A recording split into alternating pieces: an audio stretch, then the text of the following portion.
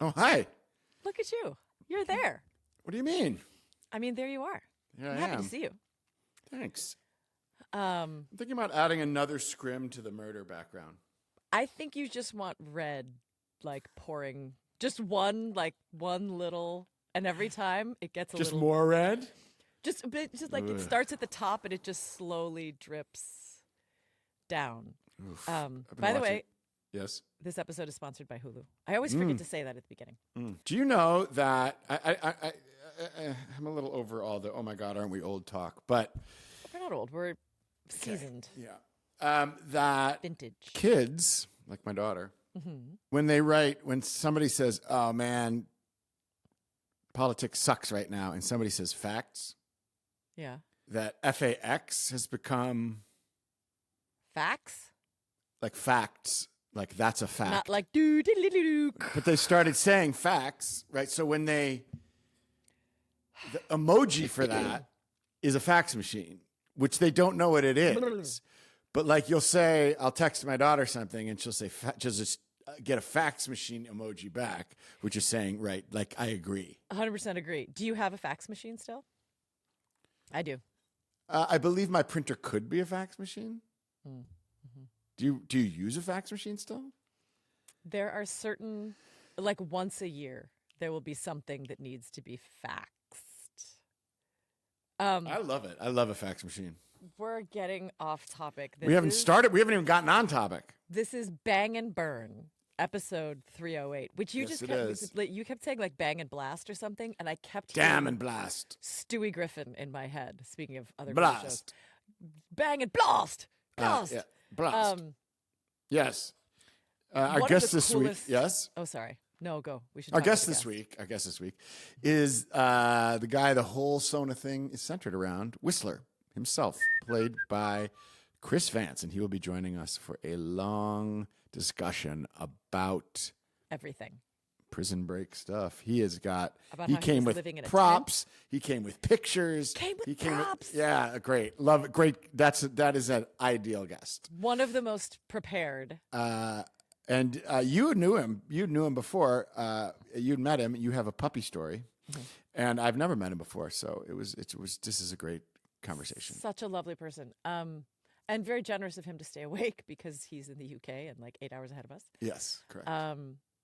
But it was lovely to catch up with him, and this episode specifically because I mean what I was about to say is that was probably one of the most intense stunts I've seen in the on show. television. Like the Whistler trying to Michael, escape on the helicopter, Michael grabbing him by the waist, them being shot at from another helicopter, the truck on fire. Like, I feel like this episode might have come about because the first half of the season was written and Eric Norris went into the writers and was like, yeah, but what about me? And they were like, no, trust me. Because the stunt budget for that, the effects budget for that, had to have been 5 episodes worth of budget. of stunts. Yeah. I mean, the fire, the Explosions, half-loads. guns. Yeah. Yeah, it was incredible. That was a lot. It was really, really great. And also, again, the human moment of, I just loved Whistler and Sophia at the fence. That moment where he tells her he loves her. Oh, And yeah. she knows that she believes he's telling the truth about that, but knows he's telling a lie about everything else. I just thought the layers of that were delicious, and they did a really wonderful job.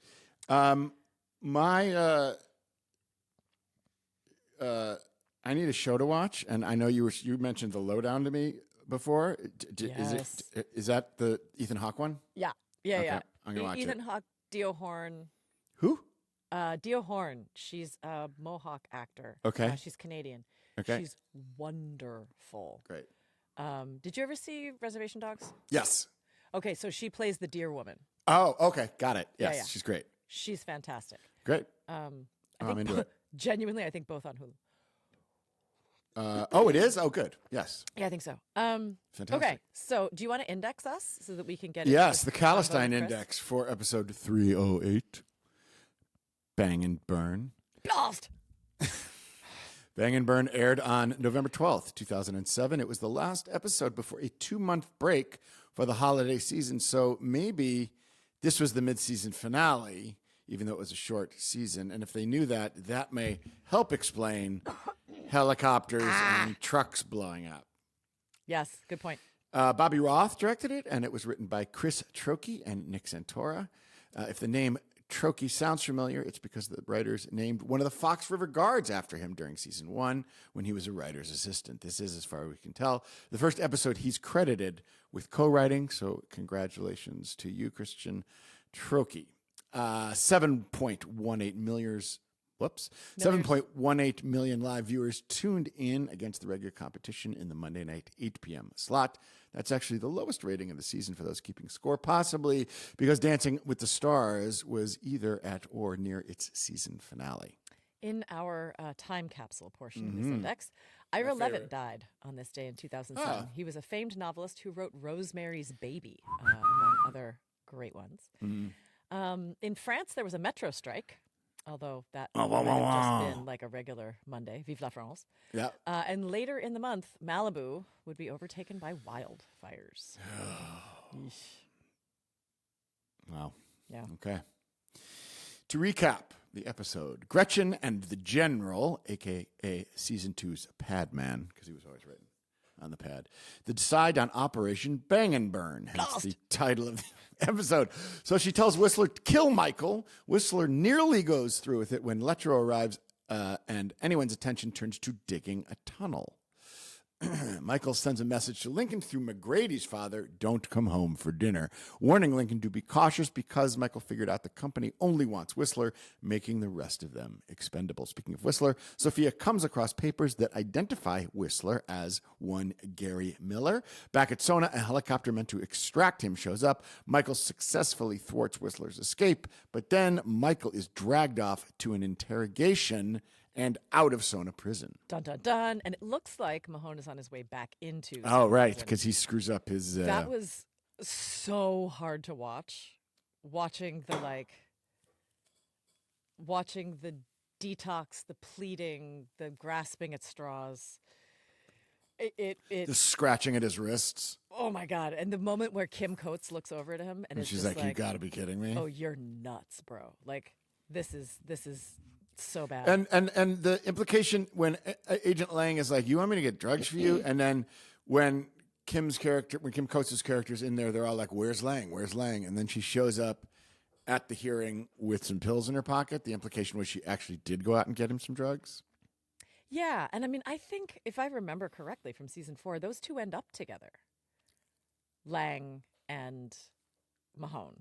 Oh, that's sweet. And so I think this is tale as old as time. You know what I mean? Tale as old as time. I'm trying to get out of Panamanian prison. Please get me some drugs so I can testify properly. I mean, it's such a cliche. It's such a cliche. I've seen it so many times. It's a meet cute. If that's not a Richard Curtis meet cute, I mean, it's basically what happens in Notting Hill. Oh man, okay. So what we have on our Prison Break season 3 drinking game is chicken feet fans. Yeah. I think if that's not a meet cute, should be in there because we said it again on the previous episode. We did. Okay. Maybe our humor is just getting tired. Maybe, or maybe we're just longing for somebody in this show to like have a nice relationship that doesn't end up with a head in a box. I flagged 2 things that you said on our rewatch before we talked to Chris real quick. You said, I'm throwing down a flag. Yeah. At one point. They were in the tunnel. Yeah. Can you speak to that? Because flags are fair. I don't want to be critical. Why? Okay. You can be critical. We love this show. We talk about all the things we love. It's important to be honest about the things that we're like. I found it to be a little weak that they were like, that Michael's tried to escape twice. And that there's a lot of machinations, obviously. And then Letro is like, I got to show you something. Here's a fully formed tunnel behind a door, behind a tapestry with like a restaurant bathroom code on it. with no explanation. He said we used to go back and forth between the. Not that Letro was in on the escapes before, but there. Look, I will say this: if that had been in the season breaking early, they should have teased it a little bit, like show Letro disappearing somewhere just a couple times. Right. Like, where'd he go? Where's he going to get that rum? Yeah. Correct. It just felt very convenient. To me, it felt very writer's strike. To me, it felt like we got to accelerate this thing. Somebody at some point showed up in the room and was like, hey, guys, I think there's going to be a writer's strike. Oh, my God. I think we've got to wrap this season up in another 4 wrap episodes. the season up, not just accelerate. Right. I mean, by the end of season 3, you've got to get to... Oh, yeah. Right? So in my mind, and I'm completely making this up. And we No. This is a good one of the supposition. writers This is when very we have interesting. them. But to me, it felt like... Because it felt like such a gear shift. I was like, when did we get into 4 low? Like, what's going on here? Yeah, that was my flag. My flag was that seems a little easy for Prison Break, where everything seems well earned. Hard. Even the most ridiculous, not ridiculous, but outrageous plot points seem well earned. That seemed a little cheap. Yep. I get it, and I imagine that's the strike, but I could be wrong. No, it's a good supposition. Let me introduce Chris. Yeah. And we can bring him on. Chris Vance genuinely has probably the best IMDb bio that I've ever read. I do think he wrote it. Treat yourself. Because Treat yourself. It's hilarious. This bio confirms that he was not, in fact, doing an accent as Whistler. He is actually from an Irish family raised in the UK. If you do read the bio, I imagine he was less bad in Romeo and Juliet than he says he was. Oxford seems to have survived the production one way or another. But it is a testament to his writing, because he's writing novels. Many. Right now. Multiple. Out later this year, so stay tuned. We'll help you find them so that you could read them. It's like a 12-book series or something. Yeah. It's World astonishing. building. Yeah. It's incredible. Okay, Chris Vance, you do know him from playing Whistler on Whistler. Whistler on Prison Break. He also led Mental and transported the series. And if you're an Aussie soap fan, you would know him from All Saints. Oh. He's recurred on Bosch, Hawaii Five-0, and Supergirl. And we're just super excited to see him. I haven't seen him in years. So we'll be right back after this with Chris Vance.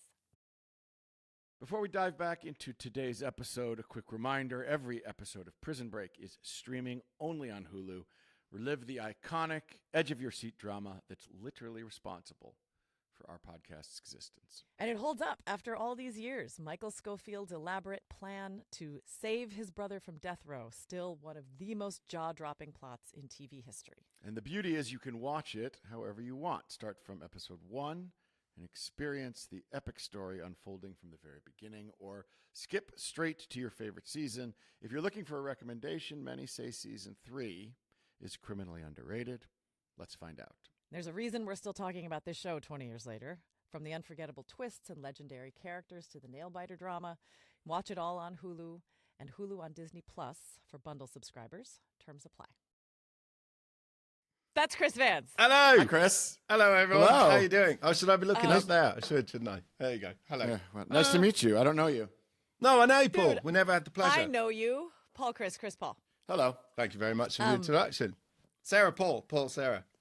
Thank you. Yep. Nice to meet you. A little bit. Hi. So your studio, Sarah, this is for you, straight off the bat, right? Okay, because I watched, what was it? Oh, well, I've watched a few of your episodes now. So I think the first one I watched was episode 1 of season 2, where you were arranging that plant, I think. It's your rubber plant, isn't it? Behind you. Yeah. Is that still It This is. one? So Yeah. this is in your honor. Oh, I just brought it to the table. how very nice. Yeah, well, I've got to tell you, I'm an amateur at this because it's my first podcast ever. And yet, No. look at Yeah. look at your background and look at my background. Yours You look like you're at a theater, and I look like I'm in a murder room. You genuinely do. Like, you look like you're hosting a podcast. It's Me? amazing. No. Where are It's you? fantastic. In my studio, actually. So that's funny, but I That's don't amazing. do podcasts. So I just, What kind of this studio whole is it? setup it's just pretty amateur, but it's all for like the stuff I'm doing at the moment with reading my books. And Oh, the yeah. audio stuff and all that sort of thing. Okay. It sounds great. That Maybe kind of we thing. jump to the end because I'm dying to know. Okay, first of all, No, I read your IMDb biography, which you have, which you I haven't wrote. updated in 10 years, I think. So. Okay, Yeah, but well- it's the best Paul, you gotta read. It is the funniest, Tell most me. self-deprecating, Oh. hilarious. It's like Chris was in this play where he was miserable and everything sucked, and then he went on to this and was totally mediocre, and then learned some things, but still, like it's the most. I want to say British, but I think you're Irish, and I don't want to be insulting. It's the No, most no, Australian. Bit of both. Okay. And a bit Australian too. When I was down there for 6 years, yeah. yeah. forever. Where are you? transfers- Where are we actually talking to you from? Where are you right now? What I'm in- country? In the UK, I'm in Bath. Okay. In Bath, a city Fantastic. called Bath Okay. in the UK. You were in The Walking Dead, and you were very good. And Congratulations. that was the Was. last time we saw each other, I think. roughly. we were I at- think so. Where were we? Was it Santa Monica? I can't remember. It was So, somewhere there. Wasn't Erwin it? Yes, Erwin. Erwin Love Moore, who at the time was our Love mutual him. manager, Let him down badly. had a but that fun. was You did life not, I'm story. sure not. He had a fundraiser at his house, He often did. and I remember I just bid on a James Noctway photograph that I still have of a kid swinging off the gun barrel. Oh, of a- did you? Oh, right. Of a tank. And I saw you in Deny, and I had just booked Walking Dead. And your exact words, I will never forget. You said, What did I Erwin say? said you booked Walking Dead. You bitch! I wanted that so badly.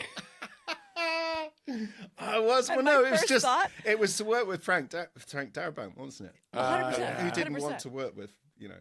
Brilliant. Well, Right. that was one of the highlights of my career. But it was a moment where I was like, "You read for Lori? Oh no, he means the show." But it cracked me up, and it was like followed by all kinds of love and congratulations, whatever. But it was such an honest it was. I loved it, and I have remembered it all these years. Fond memories. That's nice. Fond memories. Yeah, that's good. That's good. That's good. We got to talk about these novels and these novel readings, but I think first No, we not need- really. We need to talk about Prison Break do. first, I and then think we can get to the. I think we should. Well, okay. So can we start with Yes, ma'am. Ben calls, says, "Come talk to us on this podcast about Prison Break." What's the first thing that You're like, what? What's the first emotion when you think about the show? What's the first? Yeah, good question. I flew over first class from Australia, and I've still kept the jammies, and so it's, I swear to God, I brought To shoot a Prison few Break, little you bit- did. Yeah, no, I was given these because it was my first class flight, and then Amazing. that's basically because I've travelled so much since, but I've still kept Yeah. these jammies. I love it. Because they flew me out from Australia, and That's what they amazing. represent is this, just the empathy, just the scale of the show, because it was the first kind of touch of Hollywood that I ever, and the States actually was my first time.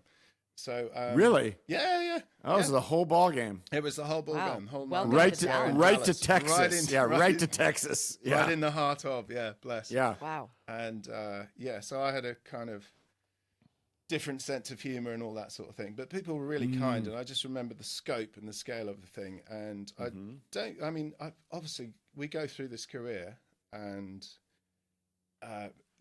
not every production is the same. Some are great, some are not so great, and all that sort of thing. Sure. But I don't have one unkind, unfriendly memory about the whole experience on Prison Break, because it was That's just this beautiful. huge family. Yeah. So, obviously when you called to do this, I was like, absolutely, excuse me.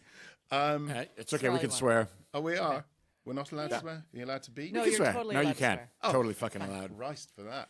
Right. Yeah. No, but that's just, if I was to be perfectly honest and empathic about it, it's just, what a family.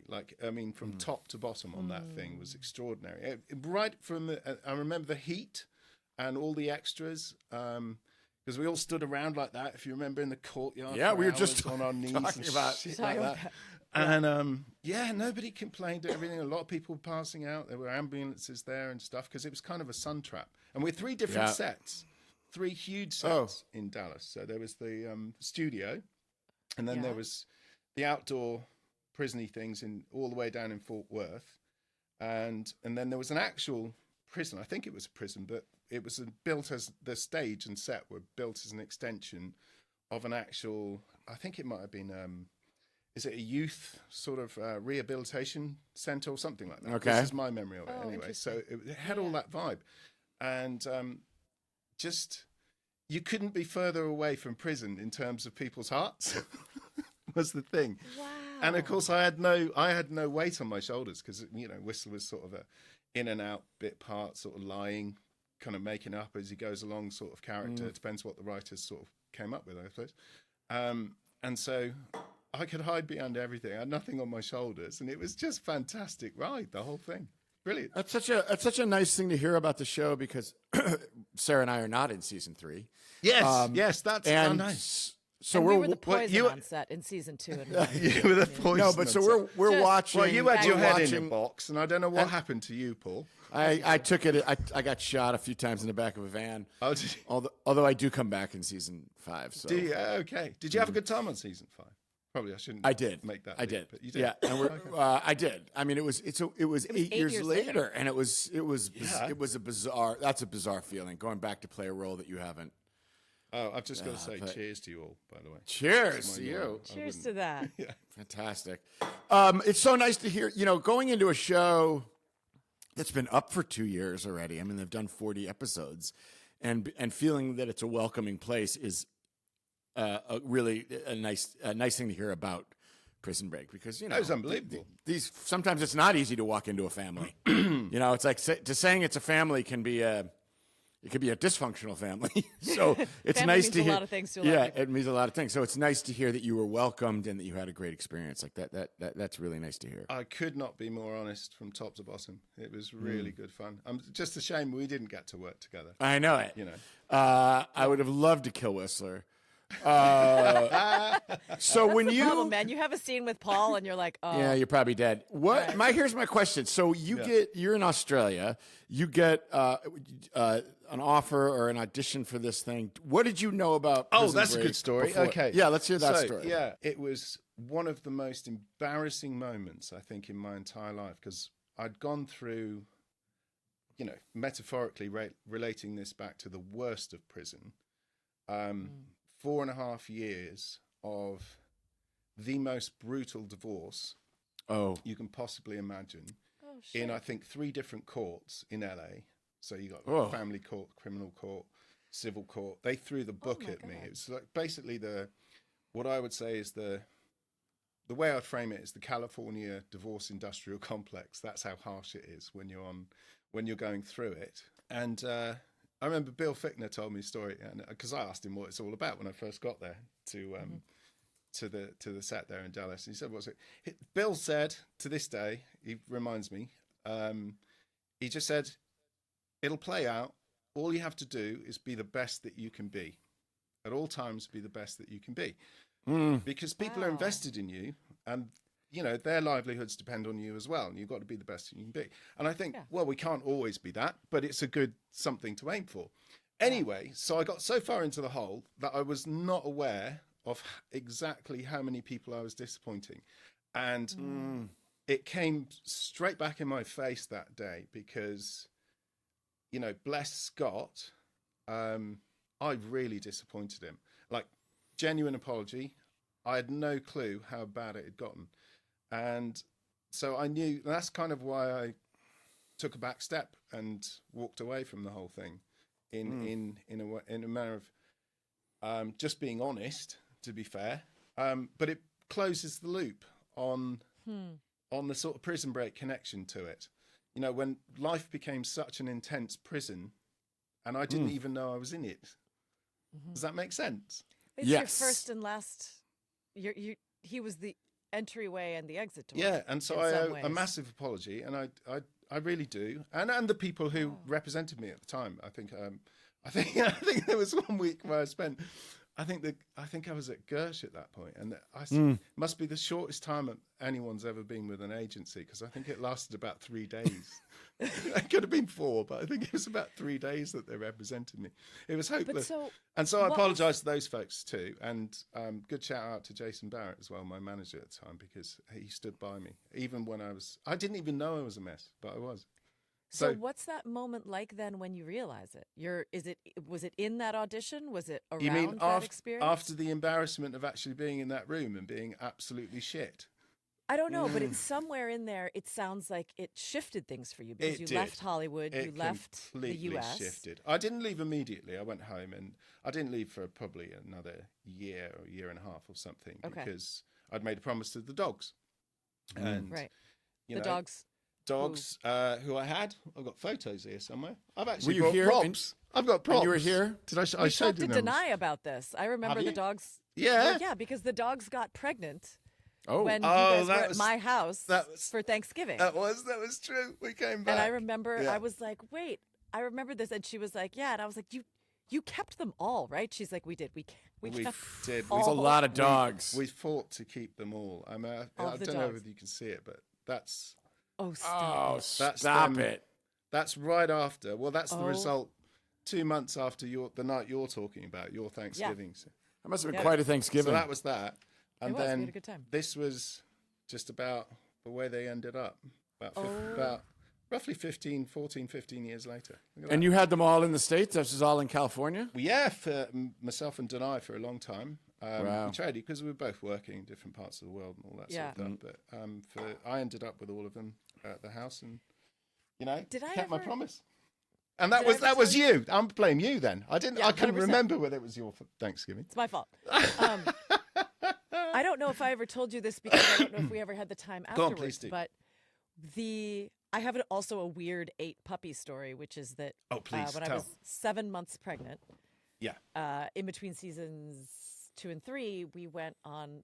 Fox was like, we need somebody to do a press tour. You're the only one who could do it. We FO to Europe. We have a dog sitter. She's lovely. Right. Very kind of unsophisticated, innocent young woman. We come back and she goes, so your dog went into heat, but I think everything's fine. She was missing for like a day, but I'm sure it's okay. Oh, yeah, I'm sure. Missing for a day? We're missing for a day, and we're out in the woods, right? So like missing for a day, she could go 10 kilometers, and right? she could have a wolf baby. She could be having wolf babies for sure. And so we call the vet, and they were like, look, you bring her in for an ultrasound in like 5 weeks, but there's until then we can't really tell anything. And I was like, well, how long do dogs gestate? And they were like 60 days. And I do the math. I'm 7 months pregnant. So cut to July 21st, my water breaks at 3 a.m. Right. My midwife comes over. My dog goes into labor. Ah! My dog had 8 puppies in the same room at the same time as I had 1 human baby. And my dog looked at me at the end of the day and she's like, that's all you got? Oh. Like, that's it. You've been screaming for 17 hours? And so that is the a Christmas killer card story. that year is 8 puppies and my first kid in the middle of to this day, they call them their litter mates. We did not keep all of them, but we... You didn't keep the kids? You didn't keep the kids? Yeah. No. It's just too much. We I took get them it. all to the SPCA. Oh, that's it. blown me away. That's absolutely blown me away. That's topped my dog story. How could you? Well, You no, what couldn't I'm make saying that is up. clearly I should have warned you about our puppy karma before you showed up for Thanksgiving. Right. This whole thing is Seriously. my fault and I apologize. No, That's what I'm saying. please don't. Please don't. So you showed up on the show because you auditioned for the show. Mm-hmm. You were living in a tent.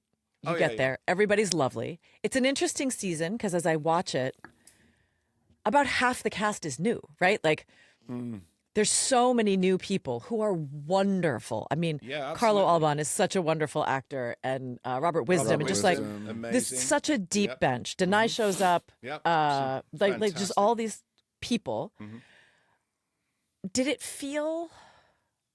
I mean, this is a bit of a weird question, but did it feel like a new show in that, like, when I'm watching it, it feels totally different to me to the other seasons. And you've got a really different dynamic because every one of the series regulars who'd been there for 2 seasons is now working with people that they've just met. And that's got to change the culture, right? That's got to change the vibe of a set. Did you have any sense of that, or maybe not? I don't think I did, because Okay. had I worked on, you know, seasons 1 and 2, perhaps I could have put it in perspective. But I just came Yeah. in, not to disrespect anything in any way that you're saying. I can't speak for the other cast. I came in and it seemed like a well-oiled machine and incredibly supportive. And I don't have any other sort of feelings about it. I mean, I guess, but then, So you know, nice to hear. I didn't have any burdens on me, like I go back to. So I wasn't carrying the weight of anything. So Right. it's you sort of, you can be in that go with the flow type arrangement, and just, you know, you learn your lines, turn up on time, you're nice, and you just make sure that you put in the best performance you can. Chris, you know, and that's it. Chris, you sound incredibly reasonable. Not I mean, always. Sir. I mean, I've been to our- accused of worse. To our audience members, who, if you've listened to enough episodes of the show, we've interviewed enough actors and we've talked about acting enough that, although what you just said sounds, well, yeah, of course, it's your job, it's what we do, is that how many people, for whatever reason, for every reason under the sun, can't do that. Do you Right. think? Like, really? it's just, oh my God. Oh yeah. I mean, Really? I feel like there's a Is it lot your of drama experience? on dramas. Expand upon that. Go on. That I think people, and 99.9%, not the people in Prison Break, but we've all had those experiences where there's just obstacles to Obstacles. just That's a nice showing way up of- and doing that's like, a oh, nice the way of schedule. framing that someone's a dick when they turn up. Internal obstacles. Look, a lot of productions don't Neurosis. run smoothly. Yeah. Well, a lot of Others- productions don't run smoothly. Yeah. And I think people then who have certain neuroses, a set that doesn't run smoothly, a production that doesn't run smoothly, is an is not an excuse, is a starting gun for bad The behavior. trigger to flip out. I do agree with that. All 100%. actors have really ultimately in their power is slowing down the machinery. It's really If ultimately they want the to actor. make a statement, then Even the if way they're I look at unconsciously. things, yeah, sure, I know, I get what you, I know, get Even where if you're they're going. so insecure about what they're doing and they don't feel supported in a thing, a lot of times what happens is, wait. I have a problem with this. I need to talk Right. about this. Now, and look, having a problem with something, wanting to talk about something, that's valid, obviously. But I think a lot of people just feel like they Yeah. have to gum up the works in order to feel some sense of control. And an out of control production makes you feel unsafe. I've gotten off the topic, which is 100%. No, you just I get seem it. very reasonable and professional, which is Very a sanguine. wonderful thing to see, especially after watching your excellent work. Bless. That's the gold standard right there, right? I would, you know, not.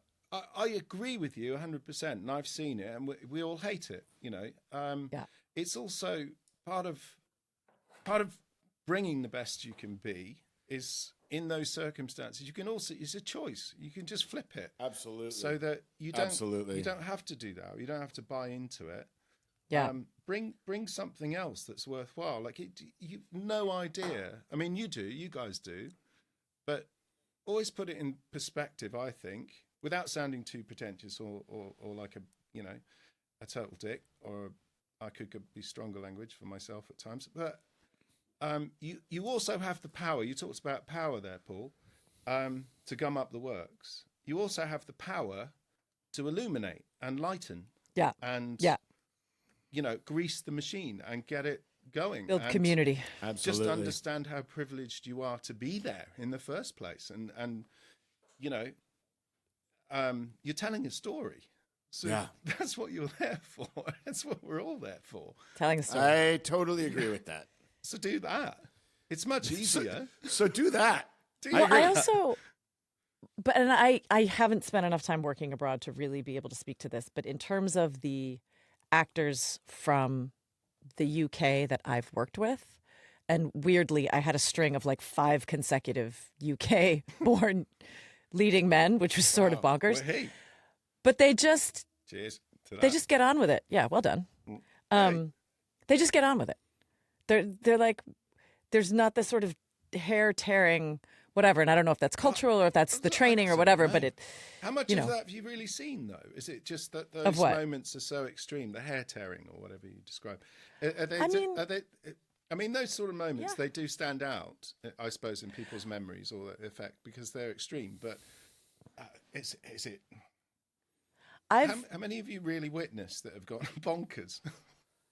Oh, I don't know about bonkers, but I've definitely on almost every job, whether it's somebody coming in for an episode or a series regular or whatever, but I'll almost always encounter at least one person whose process has to involve undermining other people's work. Wow. I mean, Looked at that. I worked with an actor who would, when the camera turned around on him, laugh, look in my eyes and laugh at me off camera because he was very insecure Jesus. about the difference between the work that we were doing. And I've talked to other people who've worked with him and they were like, oh yeah. Part of his work is making sure that your work is less good. That's extreme, but at least one time, like no. there's almost always one person. And it's always like, here's the thing, it's never personal, right? Like even if they think it's personal, it's not personal. They're at war with themselves. Yeah. They're scared of the person in the mirror. There's something unresolved. Like ultimately, I think if you smother them in enough empathy, you can at least get rid of your own Exhausting, reactions. though, There isn't you it? go, bingo. So that's how you handle it, Sarah. But that's you as a person.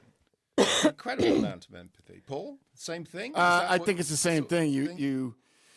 You have to lead with empathy because, and This is interesting. It's fascinating. You've come across it. it's the only thing. Well, one, it's the only thing that moves everything forward in a positive way. Yeah. And two, it's a silver bullet against that kind of toxicity. For sure. Absolutely. Well put. Well placed. You should be an author. You know, yeah. Well, I'm also curious if part of you seem so sort of sanguine about all of this. Is that partly because you've stepped into this totally different artistic, creative thing? Like I from what I understand on the Internet Movie Database, you're a novelist now, and you are no longer acting. Am I right about that, or is that just nonsense? I think the last acting experience. Shout out to Queen Latifah. I think because I did a job. We'll get back to that as well. Did a job in New York. I think on. Oh, you are an Equalizer? The Equalizer, a little bit, just a little. Oh, cool. Tiny thing. Oh, and a I've never good friend of mine was number 2 on that call sheet. It was a good show. Really. Yeah, Tori Yeah. Kittles. We did Colony together. Oh right. Yeah. Coming up. Small world. Again, I wasn't in a place to do it because I was very, very ill. Part of that, going back to the journey of that sort of stress is, my endocrine system broke down and my adrenal system collapsed, and then I got COVID. We can go back to all that sort of stuff. It was a whole barrage of shit, basically. That it was all right. But no, she was really, really, talk about stepping up, because I was so sick. And she was one of the kindest people I've ever met in my entire life as a producer. She really stepped in. She didn't have to. That's But good she to did. hear. Yeah, so that was fun. So I can't remember what we were talking about. Where were we? The author thing. The Yeah. novelist thing. Yeah, well, because I was so sick and all the rest of it, I couldn't contribute. Let's just call it that. We don't have to dwell on it.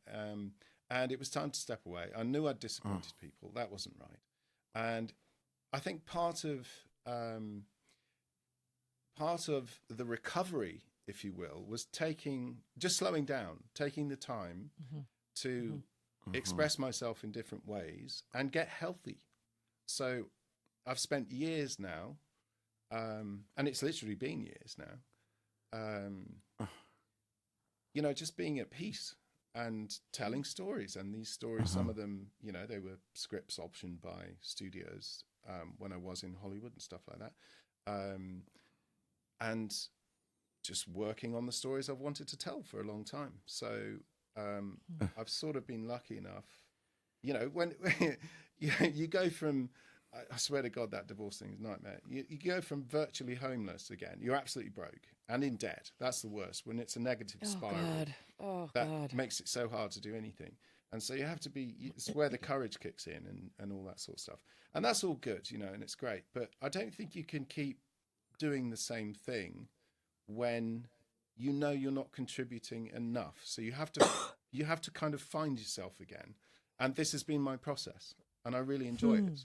And so, that whole last year when I released the books last year, it was about, it was more about what's the business of publishing? What's the business models? What's the difference between indie publishing, traditional publishing? Where are they making money with it? Is it all on the back catalogs? What's going on? Because it's a difficult industry, and kind of examining it from the point of view of technology changes, and change always, right? And and just exploring the whole mechanism for how best to sort of deliver the next sort of chapter in my life, anyway, and be the best for the people around me. And also, I get obviously to come back to the UK, and I'm around family. And when you're away, as an actor, and whatever. Although you've got both beautiful families and stuff, that's the one sort of, if there is a sacrifice in my life, it's that I'd never really had that opportunity because I was always traveling and I was always everywhere, all around the world. And so I don't have that. So not to say I sound like a wanker now, but the books genuinely don't. The books are like my little babies, they're stories, and I've got complete control over it. That's the other thing. Yeah. I don't have to, clock in and do 17 different versions because somebody doesn't know what they're talking about. Do you know? I want to read these. Because you might. Yeah, you're the only person you can go after. Right. Yeah, and you're the only one that's responsible as well. So, have fun with it. Because you do a lot of writing, Sarah. You do a lot of, directing. You've done an amazing career since Prison Break. I mean, a lot of the directing for sure. Yeah.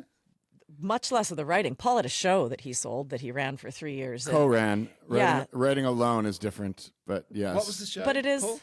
It was called Imposters. Imposters. Yeah. Okay, I'll have to look that up. Yeah, it was fun.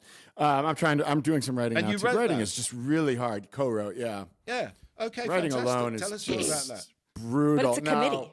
But it's a committee. It can be a committee with the studios. Yes, it's unbelievable. That I think is the joy of a novel in some ways, is that it's your. Did you have a publisher who was giving stuff, or did you were like, no, I'm not doing that. I'm just going to put this out on my own. That's the thing. I absolutely I love that. I absolutely did not do any of that. Although I have learnt about it through people I know, obviously over here, and the building business models off a back catalogue as a support mechanism for limited new exposure, new work, new themes, whatever you want to get into. It seemed very strange to me. It seemed more about, probably going to piss a lot of people off, but it seemed more about the awards than the content. And so I avoided that. And again, from the studio experience that we all have, writing by committee wasn't for me when I was trying to recover, right? So I was like, sure.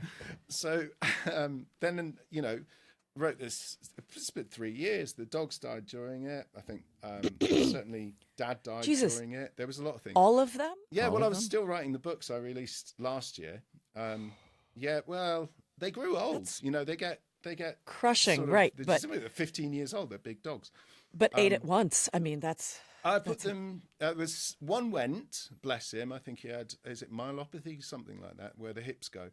And about 3 months later, then they were all getting very complicated diseases, something similar, and cancers and growths and this, that, and the other. And so I set it up with a local vet there in Santa Paula, where I used to live, and they were beautiful about it. So we kind of had a little celebration, and we put them all down over 2 days. And wow! I just got back from my dad dying. Actually, it was over in Ireland. Oh my goodness! This makes me want to know what the novels are about. Oh. I hope you're right. Nothing like writing that. about it. No, I don't do that. No, they're historical fiction. Or the ones I released last year, I've pulled them now, so you can't buy them because I'm re-releasing them this year. I see. Okay. And done better. And wait, what? If you're re-releasing them, does that mean people can find them? Plug this for a second. Yeah, plug it. There are going to be people listening who can buy your books. Yeah. Oh. Yeah. All right. Hang on. Wait a second. As if by magic. Hey. Yeah, let's take the glare off that. Real book with a real cover. By the way, is this a series? Nothing is more impressive than somebody Look who can at write that. I totally agree. books. Look That's at number this. 2. Yeah, I'll tell you the box set. Look at this. Look, they keep coming. That's what I mean. I'm going to give you my address so that you can send me these. It took me a long time to write. Look at that. Is that 4 volumes? That's 4, and that's just the first book in the series. Whoa. So it's 4 parts to the first book, and there will You're be straight George R.R. Martin. There aren't you? will You're be- like, let's go. there will be 12 books in the thing when I'm done with it. This is a life's fucking work, Oh my man. God. Well, it'll, I've given it like 10, 12, maybe 15 years because understanding the publishing game as well has been really fascinating for me last year. So I've kind of got the thing on that. Can I just bring us back for a second, Yeah, Paul? go. Yeah, that right? we got to talk. We got to get to fan questions. So we got Fan questions. Okay. Yeah. We sure. totally do. We'll do Right. that. But I want to bring you back to your first week in the U.S., your Yes. first week on the show. Do you have any memories of that? Like, was it Kevin Hook sitting you down, being like, let's talk about this character, or Matt Olmstead coming to set, talking about like, do you, point of like- contact. yeah, your kind of first impressions building this character even? Yeah, I'd say Kevin is probably the top impression. Gary stayed Kevin in Hook's the producer and background. director. Yeah, Kevin Hooks. Yep. What an amazing man himself. And I think he was the closest to guide me on the development of Whistler, because I think Matt and Dawn and everything I met later, I think, I've got a whole list here. I went through the whole cast and crew today. It took me an hour. Do you know how Oh many my people have God. worked on that bloody thing? So many. Yes. Yeah, so Dawn and Matt, it used to be Dawn Peruse, didn't it? And there's some well-known, and Paul Schuring. Yeah. I didn't meet until like I think an end of season party or something like that. I'll tell you who else, Zach Estrin, bless his heart, R.I.P. He's I actually gave him my jammies. He had them on loan for about 2 years. I swear to God. Yeah. So I swear to God. Wait, why? We probably got wankered at a party or something, and he probably stayed over at mine, and it was the only thing to give him, and he had them for a while. Those very He same actually jammies. gave them back, which is He amazing. did. I know. What an amazing That's man. Stand up. Yeah. Okay. And so there's Nick Santora. I've got a whole list of names here. I don't think I ever met Brett Ratner or any of those sort of things. There's Karen Oh, no. Usher and blah blah blah. I don't know, but it was basically Kevin Hooks. Gary Brown was more on the line editing, sort of producing side of Yeah. it, wasn't he? Yeah. And then there was a few directors: Karen Gaviola, Bobby Roth, Guy Ferland came in, and it was more the crew. Do you remember? Like the crew was so brilliant. There was Annette who did makeup. Do you remember No? No. Yeah, Oh, I bloody love hell. No. Yeah, so talk about influential on Whistler. I'd say it's more people like that. And then for the stunt said. side of things and all the rest of it, I'd say, yeah, honestly, I'm trying to answer your question. On the stunt side, obviously Eric Norris was on Yep. it. Great. And so talk about Holy shit, that helicopter. yeah, well that correct. thing. Yeah. We just watched that. We're like, I know. what's going on? And Rod Tinney was in the helicopter. Did you ever meet Rod Tinney? Amazing No, man. but we just saw it. No. Yeah. So Rod did all the helicopter stuff for Prison Break, and an extraordinary story in himself, because he was a civilian. He worked for I think I'm allowed to say it, the military for a long time, and doing the most extraordinary things in helicopters. But he loved it, and so I've kept in touch with Rod. I did there for a while. You lose touch when you travel so much with people. Yeah. It's hard to Jocko, keep in do touch. you remember in this Jocko? business. Of course. Michael Phillips. I worked with Right. him later. Did you? I worked with him on Colony. Remember, he used to be a really big guy. You did, and they lost a lot of weight. I worked with him on Hawaii 5-0 much later. Oh, yeah. So he Yeah. left Colony because he got the job on 5-0. Oh, He really? was like, listen, I love you, but like they just Yeah. offered me Yeah. 10 months in Hawaii. I was like, go. Yeah. But I walked past him and he was like, Sarah? And I know. turned around. I didn't recognize him. No. He lost me. He'd lost like 100 and whatever, 30 pounds or Did he? something. Yeah. And he like, thank God, like it probably put 20 years onto his life. Yeah. Oh, But absolutely. It's just a doll of a human being. He Yeah. was our first AD. And that's it. Yeah. Yeah. And so when you Wonderful. go back to your question, I mean, that was all, all those little whispers you get on set, that was good. I don't, would Whistler do that? And you forget yourself when you're into this thing. And Yeah. each time you get a script and it's completely different, you've got to go, oh, right, you've got to bench press this bit. And where is this? This wasn't the same character as last week. So, okay, well, learn the lines, turn up on time, wing it, make sure you're smiling. And Did so it? that- But how many of those head flippy moments were there? Because presumably they didn't tell you the whole thing No. when you were cast, right? You're reading a script and going, what? My name Miller? What? Who's the 100%. Gary Miller? Like what the f is that? 100%. Yeah. Okay. From week So to you're week, just- did not know. No.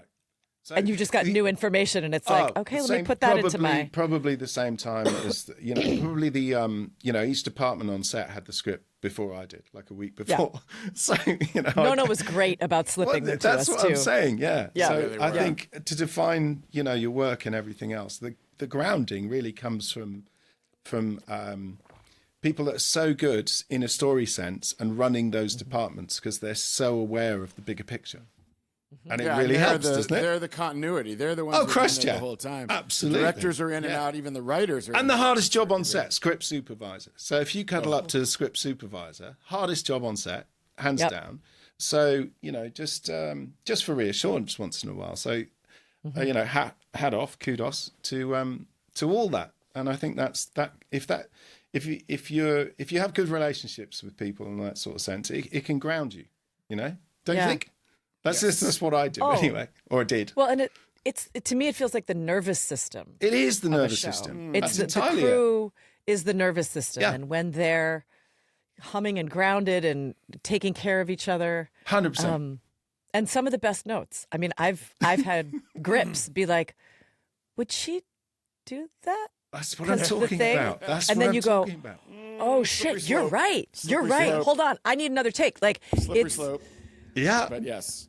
Yeah. You better trust those. I Yes, know, but I I've know what never- you're going to I've say, never- Paul. It is a slippery slope. It can be, but I think for what it's worth. I've never slid. Slipped on that You've slope. never slid the whole way. I've never slid the whole slope. I've never had somebody say that to me more than once a season. Yeah. I've never had like the grip who said that to me that I'm thinking of. He never said it again. It was Right. literally one Fair. moment. But I hear you. I hear you. And you're absolutely right. We should go to fan questions. Okay. Want to take a little Right. break? We're going to Okay. take a quick break. and 100%. We're going to take a quick break, and we'll be back with fan questions. Right. By the way, the Genius. fans had more questions for you than anybody It's insane. all It's insane. season. They have a lot. Why? What do you want to know? Everything. I'll tell you. I'll hold start up with some more this. photographs. Look at that. There's one. What? Can you get that? I think that's No me, way. Fichtner, Kimmy Coates, and Eric Banner. Look at that. What was Eric Bana What was doing Eric Bana there? doing there? I think it was because Bill was so kind to me. I stayed at his house for a while when I first moved to LA. No, he put me up, him and Kimmy, and he became a really good friend. And then Eric stopped over. Thanks. Speaking. Oh yeah, absolutely. I love Kimmy. She's so. You remember that? That's Lechero's God. Lounge. Yep. Yeah. And Wade Williams, etc., etc. I think I've got with his Wade guitar. playing the guitar. I think I've got do. Wade playing my guitar. Look at that. Which is the greatest. Yeah, I know. I love that you have these photos. Yeah. By the way, did you know Billy played my dad a few years ago? It was hilarious. What I had did no he play idea. that We on? were 20 years apart. What did he play that A on? show called The Company You Keep. It Company was You a Keep. thing we did for ABC. But it was a very funny. It was lovely to get back together. But I was like, hey. Did he All right, behave? here's a. Did he here's a behave question. himself? No. He was brilliant as always. He's an amazing actor. What He is that? Amazing. That, my dear, is when we staged it. It looked like helicopters in the post Okay, production. so this is the episode we just watched. This is all the. See that hanging off a crane? This is all the helicopter stuff. That's me and Wentworth hanging off a crane, tied to each other with a harness, and his face wild. around my nuts all day. It was hilarious. What As was you the, do. here's a fan Go on. question. What was Yeah. the hardest scene for you to shoot in Sona? You may have just shown it to us. That would be my guess, but please answer honestly. The hardest scene. I think. I don't. Well, it'd have to be. You step off the plane, you're doing the first bits, but thankfully they kept me in a hole for a Yes, long they time did. behind a brick wall. And Kevin Hooks was so good that he was looking after me, and it was just the right lighting, and they covered me in shit and all that sort of thing for a couple of episodes. So by the time I'd got the gist of, the sense of the likes of Kevin and Yeah. everybody around, when it came to do the other scenes, I can't remember anything that was a hard scene to do. That's. I mean, you it had was some so physical well stuff, supported. right? Like you and Michael beat the shit out of each other. A Oh couple of yeah, times. that was kind of fun, wasn't it? Is that I mean, kind how of was the fun? helicopter stuff thing? did look hard. The How was helicopter was swinging around brilliant, the but helicopter? again, it's all Eric Norris. It's done so safely and all that sort of stuff, and we're all in a harness, and Yeah, look at it. I mean, you know the way this goes, right? So, you know, it takes half an hour to set that up, and then you're just dangling. Dangling Well, and you've for got the everybody. harness around all of your most sensitive bits. Yeah. And you're just hanging off it. Like, well, you can't go anywhere. You're just like that. Nope. That's it. So you can't call that a hard scene to shoot. So that's a fan's question. A hard scene to shoot. Yes. I'll tell you what was something that you might find interesting. I was very intimidated a lot, but I have no confidence. I was born with no confidence. And so I think the first scene, although thank Christ I'd got to know him a little bit by then, but the first scene that Bill and I did together, we were both in a cell, and I was so intimidated because he'd had his massive career in Armageddon and all the rest of it. Yep. And I was like, well, what do I do there? You know, how do I do that? And to not disappoint anyone, you know, let alone the actor you're working with.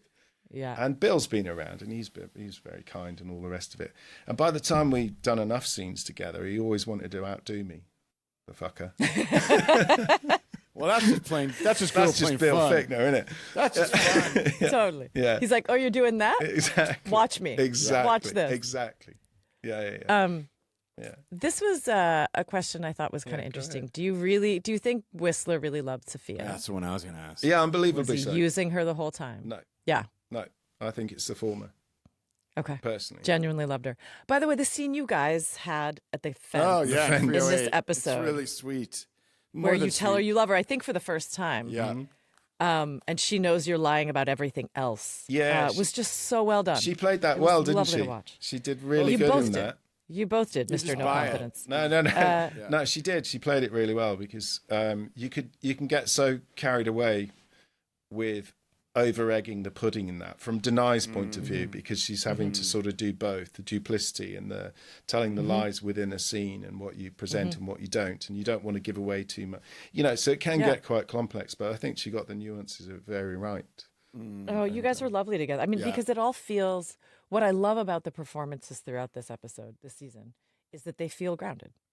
They feel, I think they are. I think that, going back to what we said at the start, I think that the thing that story-wise, I think, you know, a lot of the writing, I think they got the notion, metaphorically at least, that prison does reflect life in so many ways, and they got the sort of psychological dynamics within the prison brilliantly exciting and all the rest of it. You know, the whole Lucero thing and, you know, blah blah blah, and it was inside and outside the prison, so it was a good balance. So they got all that sort of stuff. But then if you really look at it, it's such a relatable show because if you think about it, at the bottom line, depending on which way you live your life, etc., we all come unstuck at some point. And it's just sort of a reflection of that. And I think that's what's so fascinating about it. I think they managed it really well. there, but for the I mean, grace of God. exactly. I mean, he went for so long, obviously for like business reasons, syndication, etc., etc. I mean, in theory, it should have been over in like 22 episodes, like Prison Break. Now what? You know, I mean, we all know that. But We talked to Paul Schering about that. Yeah. So as a psychological study, I think, you know, not to over egg the pudding, because you've got to make it a sort of procedural element with a serial element to it, and it keeps fans going and all that sort of stuff. But I think on balance, it's relatable because, you know, not in the worst of circumstances, you can find hope, kindness. You know, it's just the weirdest way. If you think about Robert Nepper's performance in the whole thing, like extraordinary actor. And he's playing the worst of the worst, isn't there? Like, the worst, Bar none. you know. Yeah. But you still find Robert was brilliant at this. He found those moments to bring absolute humanity to Teabag, etc., etc. And I think that whole season was kind of about that, you know, in so many ways. They're just picking those little moments, don't you think? I don't know. Yeah. I do. Well, I mean, there is a sense, weirdly, that no one is beyond redemption. Yes. And that Interesting. feels In Prison Break. very, yeah. Yeah. I mean, that feels like a story worth telling. Let me hit another fan question. Yeah, please. Yes, Sorry, and I'm we holding have you some- up and then with we my should- babble. I know. No, we've also that's got what we to. do. We babble because then we have one more question for you after this fan question. Then we got. Oh, we do have a wrap up. we have a wrap up question, and we're gonna let you. Curious go. about this. What's your favorite part of acting? The preparation, the performance, or the reception by the audience? I'd say the Whoa. performance. Yeah. Preparation, if you do it right, it's always hard. You've got to take the time, put it in, rehearse, repeat, and explore, left, right, and centre, until you can spin it round your little finger anywhere you want. So that's where the work. I think the performance is where. That's why we tell stories. It's what you're meant to do, to guide and inspire.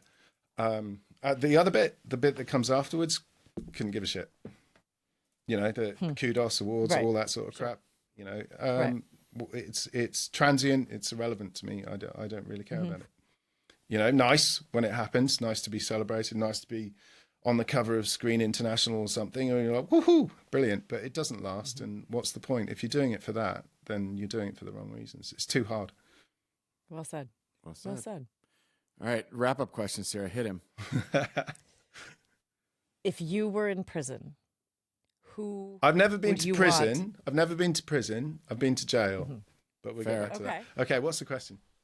Who would you want to break you out? Anyone living Anyone or in the dead? world, yeah. You, anyone. Sarah. Like Spider-Man. Oh, You. don't Sarah, do that. I don't you. want that Bad kind of choice. pressure. No, I already you've saddled just you got, with 8 dogs. You've got a demeanour. You Also bad gave choice. birth to 8 dogs and 1 kid on the same night. If anyone's going to break me out, I think Wait.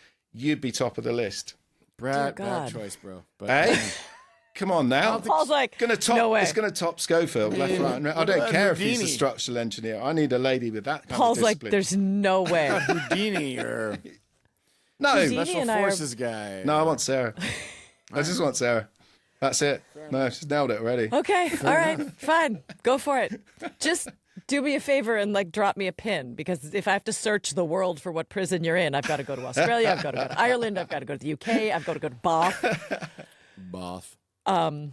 Chris, thank it's you. so good to see Yeah, you. you Thank too. you. It is so wonderful. Thank you for having me. I really can't wait appreciate to read it. these books, man. I'm into it. Yeah, For real. I'll re-release them this year. I've actually set up a company it's a publishing and production company. It's what I've wanted to do for a long, long time. So I've taken the time to do it. I'm well enough now. So it's my own company, and we're releasing a lot of material this year as things Great. go. So you'll find us. It's called Aura Tales. Yeah, Okay. and when you do, send us a link. We'll put it Yeah, in we'll our, put it in. on the Absolutely, I show will. bio and all that stuff. Absolutely, I will. Yeah. And it's really good to see, you seem happy. Yeah. You seem really good, and that's a I'm beautiful just really, thing to see. So. I'm enjoying things, and thank you so much for having me on. I can't tell you, was our it's so pleasure. nice to see you, Such a and joy. well played on the success of this show that you're doing, this podcast. It's wonderful. you. It's very entertaining. So much love. All Good to right, see you. you too. Peace, guys. All right. Okay, Peace. Bye. Take care. So what did we just learn? We just learned that I'm responsible for breaking Chris Vance out of prison, Yeah. Yes. And which I don't love. saddling him because with dogs for 20 years. 15, and it wasn't my fault that he chose to keep them all.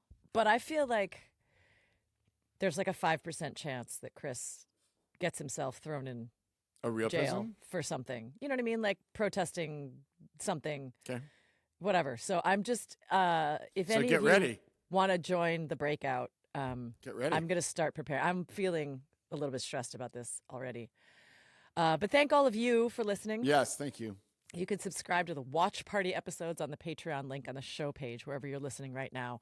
I actually think the Watch Party episodes are some of my favorite part of what They're we getting do. because juicy. it's- I think that season 3 Watch Party episodes are next level because They're quite we spicy. don't know what's going on. We don't. As opposed to the first 2, we obviously kind We're of. regularly like, what? What's going on? Yeah. Anyway, thank you all for being here. And thank you especially to Chris. Yeah. That was lovely. And, Paul, do you know what? Well, Prison Breaking with Sarah and Paul has been brought to you in partnership with Hulu. thank you, Hulu.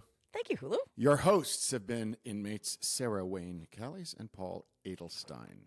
Our warden is producer Ben Haber. Cutting us up in the yard is editor Kevin Mackler. The front house of our jailhouse rock band is Paul Edelstein, who made and performed all of our music. Prison industry staff Ariel Zhu and Ro Brooks. They work on our socials. Our prison yard tattoo artist, logo, and brand designer is John Nunziato. And Little Big Brands, check them out at www.littlebigBrands.com. And follow us on Instagram, TikTok, and YouTube at Prison Break Podcast, or email us at pbpodcast@caliber-studio.com, or call us and leave a voicemail, of all things, at 401-3P-BREAK. But you can't fax us.